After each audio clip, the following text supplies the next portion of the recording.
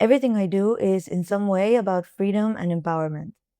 I always wanted the freedom to be who I am, to live where I want, to be independent, to do the work I want, and not to be restrained by my context. And as I started making that happen for myself, my drive became sharing that mindset with others. That's what feeds my soul, making a difference in someone else's life and empowering them with practical skills. I live for those moments when a student finishes their first project and they're filled with pride. Or when I meet someone and I tell them what I do, and they start collecting clothes instead of throwing them away because they discovered that they can have a second life. I want people to realize that they don't have to settle for what's available or for what they're supposed to do just because that's the path that already exists. And that applies to everything: clothes, jobs, lifestyles. If something doesn't fit you, you shouldn't force yourself to fit into it. You should make it fit you. I'm Josefina Coll. This is Converge, the podcast about the business and art of fashion upcycling. Welcome to Converge, the business and art of fashion upcycling. This is episode 2, and I am your host, Maria Angeles Angie Aguirre, founder of Therapy Berlin. And today we have a very special guest. We have Josefina Coll from Josefina Studio in Berlin. Josefina, welcome to the show. Thank you. I'm super excited. Thank you for being here. Thank you for having me. So I really like the story of your introduction, and it's really your story. You describe yourself as someone who likes to invent jobs for herself or to really design their job and their life, and that you don't really have to fit into something that it's already there. You can make it work for you. Yeah. So what does it really mean, like that? What does it actually look like inventing your own work? Yeah, so I think to answer that question, I have to go a little bit to how I started and why I started. I was born and raised in Uruguay, and all my childhood I was fighting with my mom about clothes, like always. She wanted me to dress a certain way. I don't even know what she wanted me to wear, but I knew that I didn't want to. So eventually, when I became more of a teenager and I really didn't want to wear girl or like young, kids clothes anymore. Then and also this was Uruguay 15 years ago, so there was no fast fashion, there was no many options. I was also a teenager, so I didn't have the money to like go and buy whatever I wanted, and even if I wanted, it didn't exist. So then I just asked my mom to take me to sewing classes, and that completely changed my life and my world, because then I started creating my own things and there was no restrictions. No one could tell me what to do. No one could tell me what to make. And very, very soon with that, a friend of mine joined for the sewing classes. And so when our friends started seeing the cool clothes that we were making for ourselves, they also wanted some. So that became a brand, like my first business, let's say, with my friend. And it was an incredible experience. And it also unlocked a new thing for me, which was freedom, because I started making money with my skills and with my vision. And so that really changed the way that I approach work and life, because yeah, I can just invent what I want to serve the purpose that I want at that time. And at that time, and that continued to be independence. When I moved to Berlin, that just came naturally with me. Like, I actually moved to Berlin because I wanted a normal job, like a 9 to 5, stability, good economy. And very soon I realized that that was not going to happen because the job that I wanted didn't really exist. So I had to invent it. There was no other option for me. I mean, I moved continents to like pursue my ideal dream of being a fashion designer and developing professionally, but I wasn't just going to settle for, working for Zalando. Nothing against it, but it was just not for me. I wanted to design things. Amazing. I really love that connection of like what you were doing with your wardrobe, you were also doing it with your life. So you studied fashion design and you came to Berlin and you decided to create your own studio, but it's not the usual way that we think it happens, that you create your own brand. What you did instead was creating a studio for services, so a place where you offer upcycling workshops, styling, teaching, custom clothing. So it's an unusual choice. Most designers, we will think they start with building a whole collection and a label and a product, but you build a studio for services. So why?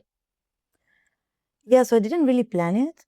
It kind of just happened because what I always did know is what I didn't want, and that was selling products. I'm just like I don't like sewing actually. That's a bit controversial to say, but I don't really enjoy sewing, and I also don't like the selling part. So then having a brand where you have to think about, stock, production, sizes, quantity. Like I did this back in Uruguay, and it's not for me. So what happened was that here, when I arrived in Berlin at the end of COVID in October 2021, and as I was looking for a job and everything, I couldn't find the job that I wanted, as I mentioned. So what I did was just go back to my roots, and I got a sewing machine as a survival skill, as a survival option. I never wanted to do that. And I started posting on Facebook groups offering like anything that you can do with a sewing machine. And there's one particular Facebook group that is called Swap Your Skills, because I didn't have any money as just arriving in the city. So you would post what you would offer and then what you wanted in return. And what I was offering was, everything you can do with a sewing machine, alterations, custom clothing, teaching how to do it, how to sew and make clothes, pattern making, then also graphic design, web design, basically everything that I knew how to do.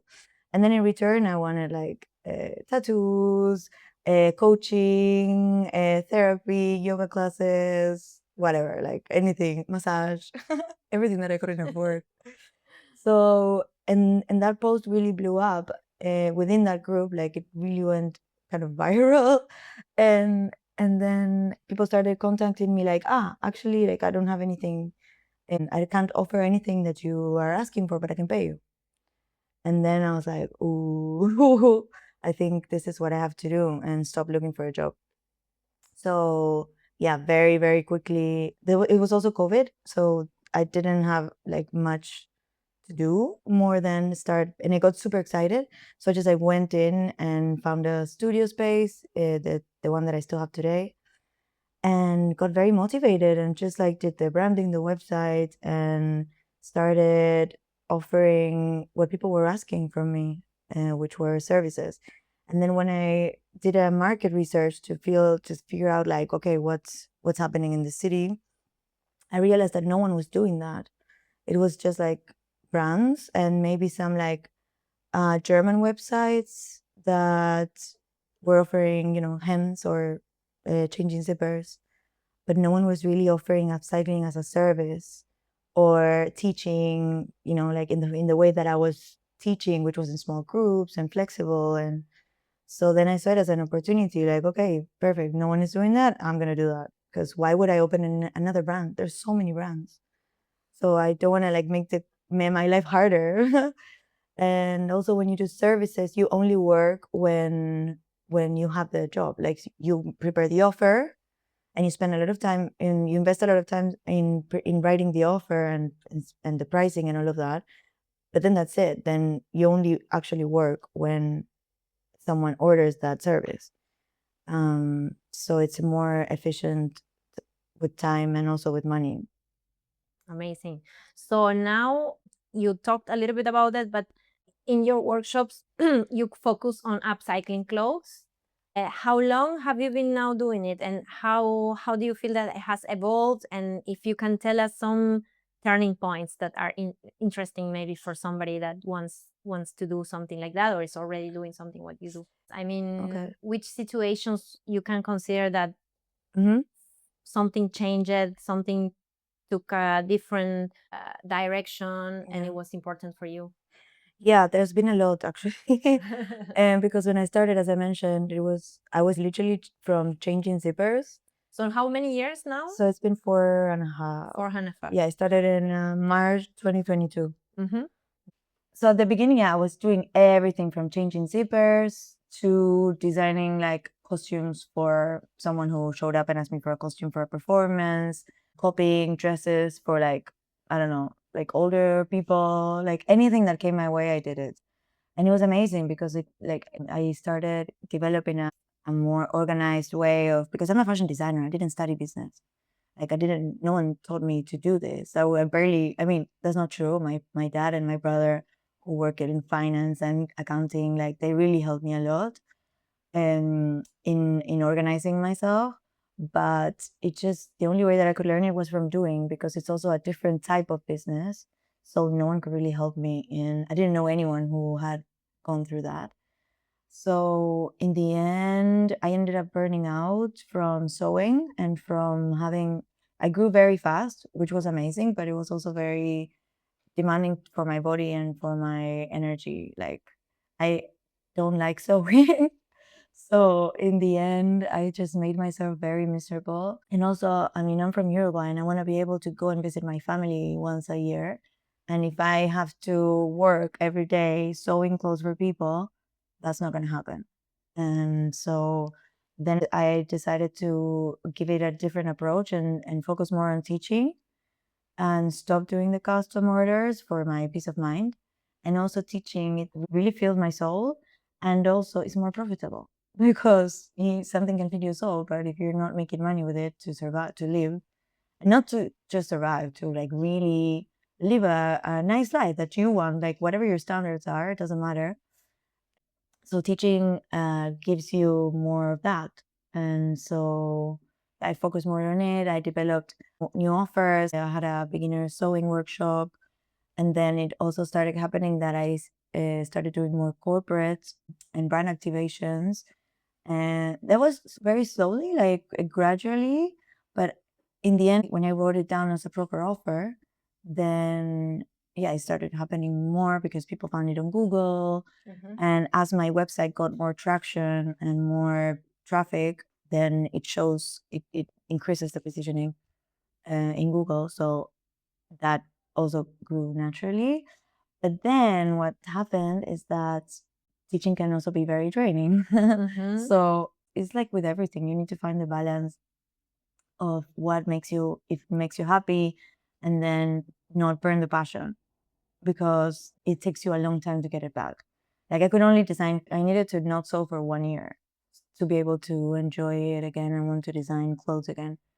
So with teaching, I'm still redesigning it. I feel like every year I try one type of workshop, one type of course, and see how the response is with people and how is it, if I'm enjoying it actually. And it has happened that I'm getting a little bit tired of the very beginner because I've been doing it for so long that it's so repetitive that in the end it's very tiring.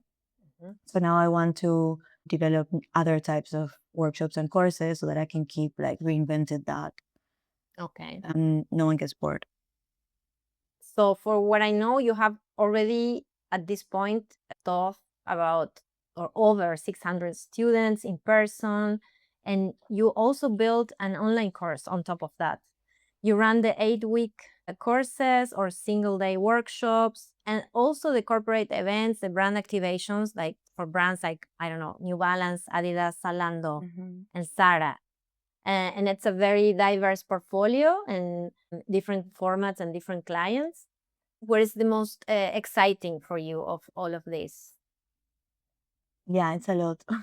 It's a lot. Today, what I'm focusing on is in courses. So I developed this 8-week courses for people to really learn how to do it properly, because sewing is something that requires time and practice. So I feel in 8 weeks, like, is very solid, that everything that you can learn. And the exciting thing for me now is training other designers to teach them, because I don't want to teach all the classes, because otherwise you can't really scale it. So that is what is being very exciting for me, to be able to pass on my knowledge, like not only for people to make their own clothes, but for other designers to be able to have this other source of income. Amazing. So going a little bit deeper in the collaboration that you do, or the work you do with big brands, you have designed and run large scale activations, for instance, for New Balance at the Berlin Marathon, or 2 simultaneous denim workshops for Lee at a Zalando event. Yeah. So from your experience with these situations, how do these brands engage with upcycling today?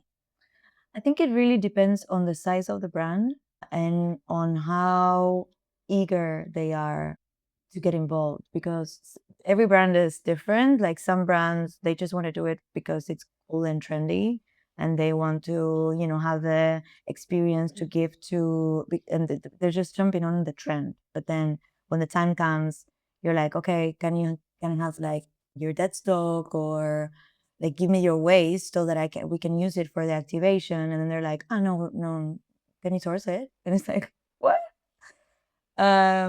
So you have those. Because they don't produce here, so they don't have the waste here. I don't know what, like, it's a mystery. No one really says. I mean, in theory, some people burn it, some people bury it, some people ship it to third world countries, but no one really knows what they really do with the samples, with the dead stock, with the returns.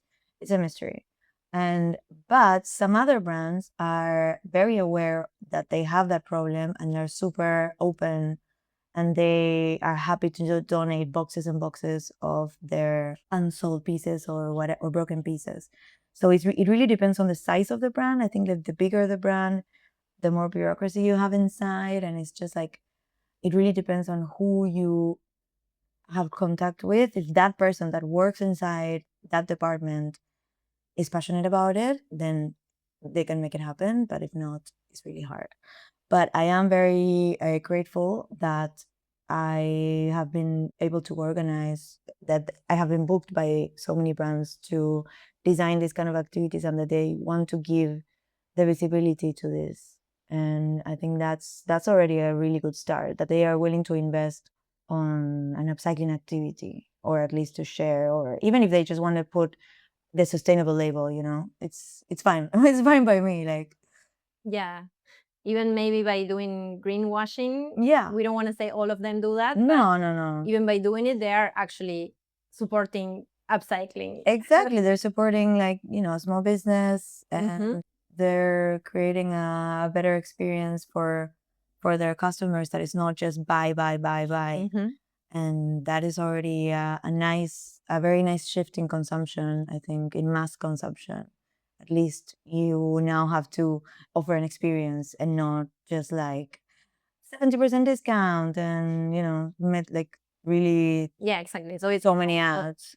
It's also an invitation for the public to participate, to Yeah. to invite them to be more creative also. Yeah, exactly. So that's super good.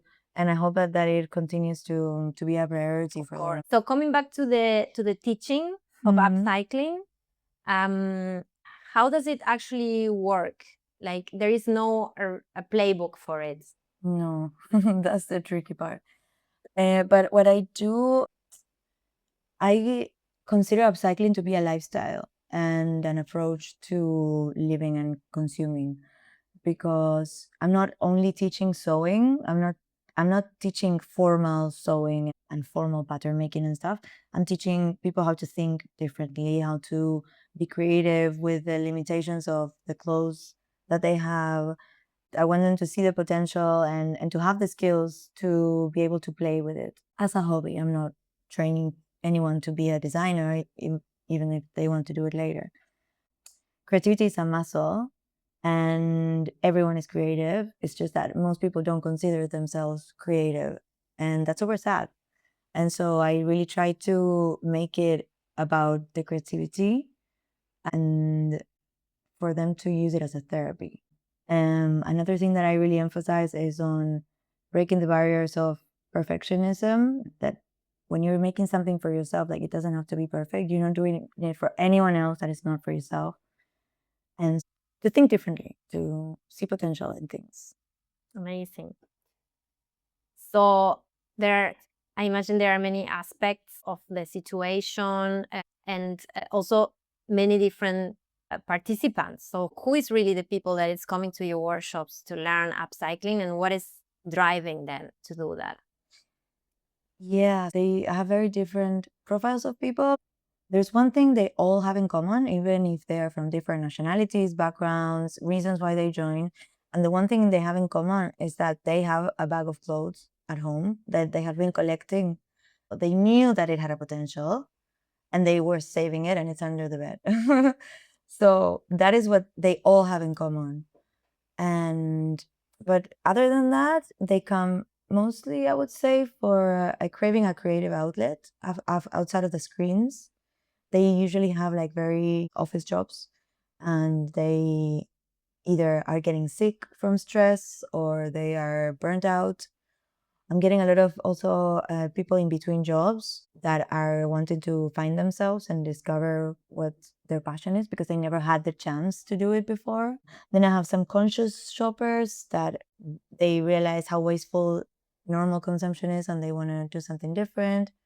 And then you have the fashion people.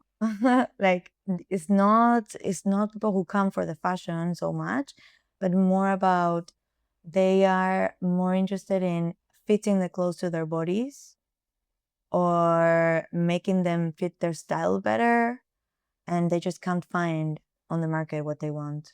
So yeah, there's also a lot of influence from mothers and grandmothers. So a lot of them say like, yeah, my mother and my grandmother used to sew when I was young, and it's something that was always in the family, and it's nice to get back to it. Right. Yeah, seeking like the confidence. So from what I read in your website, I founded my studio in 2022, and since then I have been inventing and reinventing it every year. I don't believe in fixed career paths. I believe in practices and projects that evolve as you evolve internally.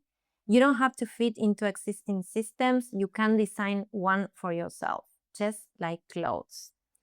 So here we're coming back a little bit like what we were talking at the beginning, and how the way you develop your work is the way you develop your life also.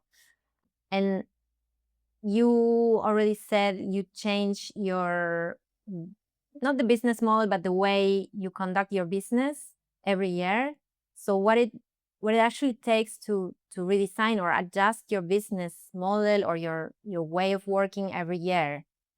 Or is there a version of Josefina Studio that becomes fixed or more stable? Or reinvention is the point of it? Yeah, I think reinvention is the point, is exactly the point. And I think that's also why I named it with my name so it wouldn't be like tied to any other, and I could like change it freely.